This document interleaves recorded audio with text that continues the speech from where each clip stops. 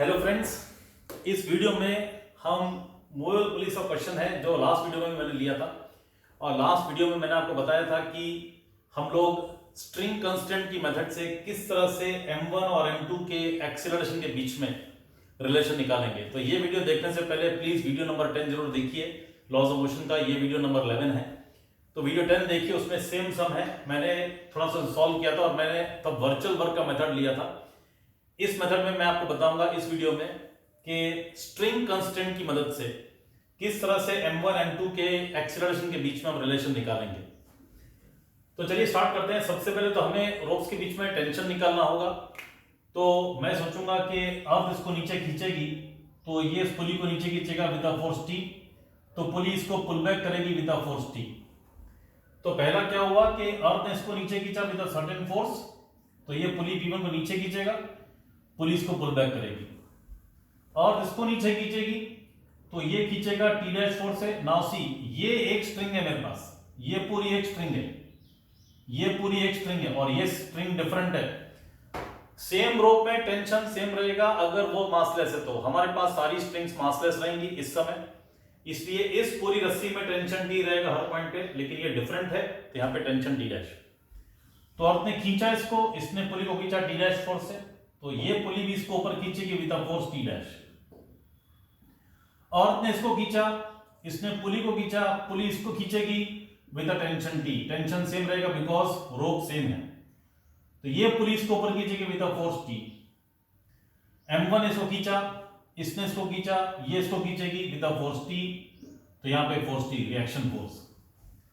ठीक है, अब m2g और इसको खींच रही है, पुली p2 नीचे जा रही है, p2 इसको भी खींचेगी, तो ये T फोर्स और ये T फोर्स। इस तरह से आपको टेंशन के फोर्स बनाने, कौन सा फोर्स किस तरफ। तो अर्थ ने इसको खींचा तो इसने पुली P1 को खींचा, ये फोर्स T, रिएक्शन T। इसको अर्थ ने खींचा, इसने पुली P2 को खींचा, तो T डैश और T डैश, एक्शन रिएक्शन। इसने P2 को खींचा, P2 इसको खींचेगी, तो T और T, एक्शन रिएक्शन। और अर्थ ने इसको खींचा तो ये पुली P2 को खींचेगा, P2 इसको भी खींचेगी, T एंड T। अर्थ ने इसको खींचा, इसने पुली P1 को नीचे खींचा, पुली P1 इसको नीचे खींचेगी, तो T and T, action reaction. ये हो गया। तो हमने एज्यूम किया है कि ये ब्लॉक, अच्छा अब देखो क्या है, आपको थोड़ा मोशन समझना पड़ेगा।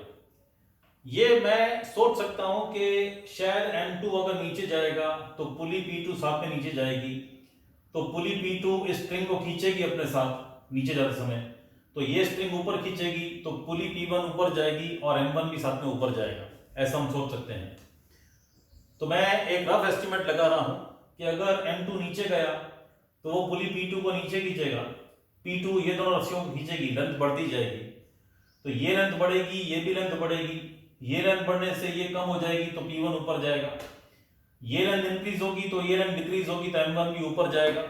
इस तरह से मुझे जजमेंट आया कि m2 के नीचे जाने से, P2 के नीचे जाने से ये दोनों की तरफ लेंथ बढ़ जाएगी, ये लेंथ इंक्रीज होगी तो ये लेंथ डिक्रीज होगी तो P1 ऊपर जाएगा, ये लेंथ इंक्रीज होगी तो ये लेंथ डिक्रीज होगी तो m1 भी ऊपर जाएगा। ऐसा मैंने सोचा, रफ एस्टिमेट मैंने कॉमन सेंस सोचा। इट इज क्वाइट पॉसिबल कि रॉन्ग हो। और दूसरी तरफ मैं सोच रहा हूं कि अगर m1 नीचे जाएगा तो ये रस्सी खींचेगा, ये रस्सी खींचेगी ऊपर, तो पुली P2 ऊपर जाएगी, मतलब m1 नीचे जाएगा तो m2 ऊपर जाएगा, मैं ऐसा सोच सकता हूं।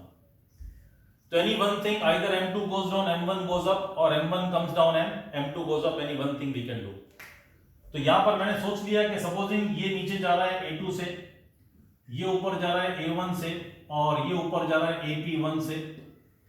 अब आपको समझना होगा बिकॉज इन दोनों के बीच की लेंथ फिक्स्ड है, तो जो एक्सेलरेशन इसका होगा वही एक्सेलरेशन इसका होगा। दो ऑब्जेक्ट्स के बीच का अगर डिस्टेंस फिक्स रहता है तो दोनों की एक्सेलरेशन सेम रहेगी, तो ये भी नीचे जाएगा विद एक्सेलरेशन A2, ये तो फिक्स्ड रहेगा। तो हमने मोशन एज्यूम कर लिया, ये ऊपर जा रहा है, ये ऊपर जा रहा है, ये नीचे जा रहा है, ये नीचे जा रहा है। अब A1 A2 AP1 AP2 में क्या रिलेशन आएगा, AP2 तो A2 होगा वो ठीक है। अब देखो सबसे पहले फोर्सेस देख लेते हैं। इस पुली के ऊपर 2T फोर्स ऊपर, T डैश नीचे, और पुली मासलेस है तो नेट फोर्स 0 होना चाहिए, तो ये फोर्स 2T हो गया, पहली बात तो ये होगी। अच्छा इस पुली को देख लें, T फोर्स ऊपर 2T फोर्स नीचे, मतलब T और 2T इक्वल होने चाहिए, तो वो सिर्फ तभी पॉसिबल है जब टेंशन 0 हो जाए। इसका मतलब ये हुआ कि सारे टेंशन गायब हो जाएंगे, there is no tension in any string, ये बात है। तो सारी स्ट्रिंग्स में टेंशन गायब हो चुका है, हमारे पास सिर्फ एक्सटर्नल फोर्स है M1G और M2G। कोई भी रस्सी में कोई भी टेंशन नहीं है, बिकॉज पुली 1 का सिस्टम बता रहा है upward force should be downward force, because ये मासलेस है। तो हमारे पास रस्सी में कोई भी टेंशन नहीं है। अगर टेंशन नहीं होगा तो M1 के पास सिर्फ नीचे की तरफ फोर्स बचेगा M1G, और M2 के पास भी सिर्फ नीचे की तरफ फोर्स बचेगा। यहां बनाता हूं आपके लिए, देखिए ये होगा ना M1, ऊपर का फोर्स तो जीरो हो गया, टेंशन ये तो जीरो हो गया, खाली M1G नीचे बचा, M1G। तो M1 के पास एक्सेलरेशन हुआ G नीचे की तरफ, और M2 के पास भी नीचे की तरफ अर्थ का फोर्स M2G, और ऊपर का फोर्स जीरो हो गया, तो नेट एक्सेलरेशन G। इसका मतलब M1 और M2 दोनों गिर रहे हैं with acceleration G in downward direction, मतलब एक ऊपर एक नीचे नहीं हो रहा है। ग्राउंड से जब देखेंगे तो हमको दिखाई देगा दोनों फ्री फॉल कर रहे हैं, दोनों एक्सेलरेशन G से गिर रहे हैं। ये समझ में आ गया। तो मैंने जो एज्यूम किया है A1 A2 की डायरेक्शंस, उस हिसाब से मेरे पास A1 हो जाएगा -G और A2 हो जाएगा G, क्योंकि मैंने सोचा था कि M1 ऊपर जा रहा है, ये सोच के मैंने एक्सेलरेशंस मार्क किए थे। तो मैं A1 को -G ले लूंगा और A2 को G ले लूंगा। अब पुली 1 का एक्सेलरेशन चाहिए, पुली P2 का तो कितना हो जाएगा, A2 हो जाएगा G, बिकॉज A2 मेरे पास G है, दोनों का एक्सेलरेशन सेम है, A2 मेरे पास G हो गया। अब अगर मुझे इसका एक्सेलरेशन निकालना है P1 का, तो हम स्ट्रिंग कांस्टेंट मेथड यूज करते हैं। What is string constant method? अब बच्चों ध्यान से देखना है यहाँ पे, देखो ये मेरे पास पुली P3 है, इस तरह से यहां पर एक रस्सी आ रही है, वो P1 से कनेक्टेड है, यहां पे M1 है मेरे पास, और फिर यहां से इस तरह से मैंने आपके लिए बनाया, ये मेरे पास पुली P2 है, और ये मास M2 मेरे पास। ये बात हो गई। ये गिर रहा है विद एक्सेलरेशन G, और ये ऊपर जा रहा है विद एक्सेलरेशन -G, क्योंकि एक्चुअली नीचे जा रहा है तो ये ऊपर की तरफ -G। ये पुली ऊपर जा रही थी और ये पुली नीचे जा रही थी, इसका AP2 was G। इसका एक्सेलरेशन मालूम नहीं है, हमको निकालना है। देखो जो स्ट्रिंग कांस्टेंट थ्योरी क्या बोलती है, बिकॉज इन दोनों के बीच में जो स्ट्रिंग की लेंथ है कांस्टेंट है, देयरफॉर इन दोनों का एक्सेलरेशन सेम रहेगा। रस्सी की लंबाई अगर हम देखें तो ये रस्सी ऐसे जा रही है पूरी, ये पूरी रस्सी ऐसे जा रही है, यहां तक इसकी लेंथ फिक्स्ड है। तो अगर मैं इसको सेगमेंट में डिवाइड कर दूं तो L1 सेगमेंट M1 से P1, L2 सेगमेंट P1 से P2, L3 सेगमेंट P2 से P3, और L4 सेगमेंट P3 से P1। ये कांस्टेंट है, L1 plus L2 plus L3 plus L4, ये मेरे पास कांस्टेंट है। ठीक है, देखो तो मेरे पास A1 -G है और A2 G है। चलिए यहां पर आते हैं। अब देखो बच्चों आपको कैसे करना है, ध्यान दीजिएगा। L1 जो सेगमेंट है वो पुली P1 और M1 से कनेक्ट हो रही है, तो आप P1 और M1 पे फोकस करिए। एक बार आप M1 को मूव करिए और एक बार P1 को मूव करिए, दोनों को एक साथ मूव मत करिए। जब आप L1 सेगमेंट देखेंगे, एक बार M1 को मूव कराइए, एक बार P1 को मूव कराइए। जब M1 को मूव कराएंगे तो P1 को स्टेशनरी रखेंगे, जब P1 का मूवमेंट देखेंगे तो M1 को स्टेशनरी रखेंगे। देखो ये ऊपर आएगा, ये अपनी जगह पे खड़ा है ऐसे, ये अगर ऊपर आएगा तो L1 की लेंथ डिक्रीज होगी, L1 की लेंथ डिक्रीज होगी, ये ऊपर आएगा ना तो ये लेंथ कम हो जाएगी। मैंने आपको क्या बताया, इसका मूवमेंट देखेंगे तब इसको रुका देंगे, डोंट थिंक ये ऊपर जाए, इसको रुका दीजिए। अब M1 पास में आएगा तो ये लेंथ क्या हो जाएगी, छोटी हो जाएगी। इसके मूवमेंट से लेंथ कम हो रही है। इसका डिस्प्लेसमेंट अगर x1 है तो मैं L1 में लिखूंगा -x1। माइनस क्यों लिखा, बिकॉज इसके मूवमेंट से लेंथ कम हो रही है।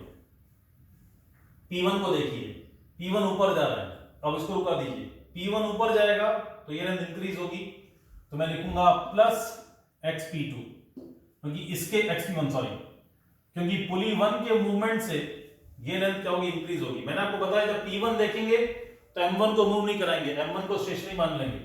अभी P1 ऊपर जाएगा तो L1 क्या होगी, इंक्रीज होगी, इसलिए इसका डिस्प्लेसमेंट क्या होगा, ऐड हो जाएगा। ऐसा आप सोचेंगे। Then come to L2 segment, this segment को देखिए। अब P1 P2 कनेक्टेड है, एक बार P2 को स्टेशनरी करिए, P1 ऊपर जा रहा है, P1 के ऊपर जाने से L2 क्या होगा, इंक्रीज होगा।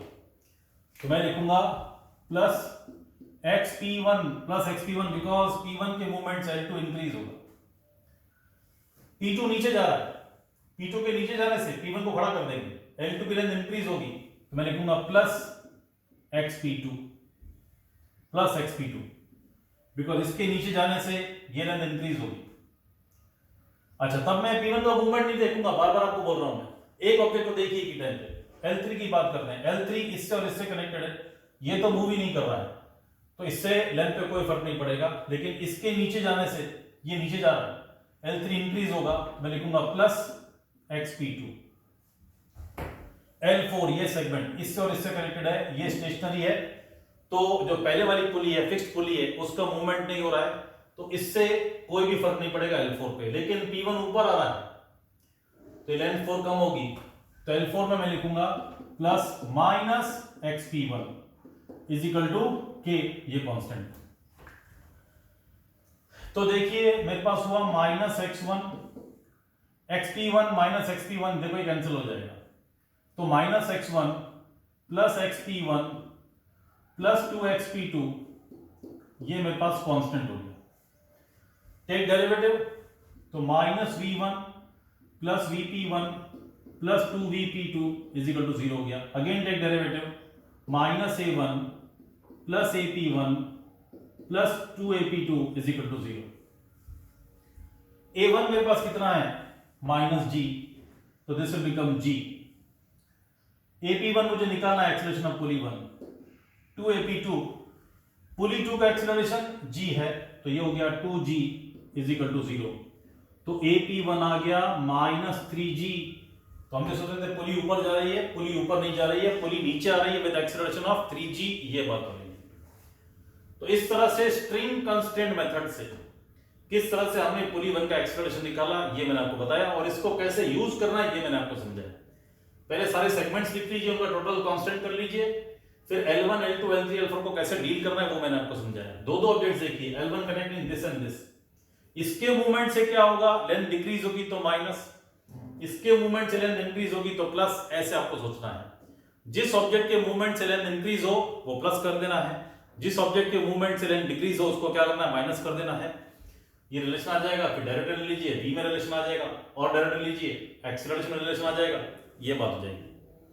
तो इस तरह से इस वीडियो में मैंने आपको सिखाया किस तरह से स्ट्रिंग कांस्टेंट मेथड यूज करते हैं for acceleration. Thank you and God bless you.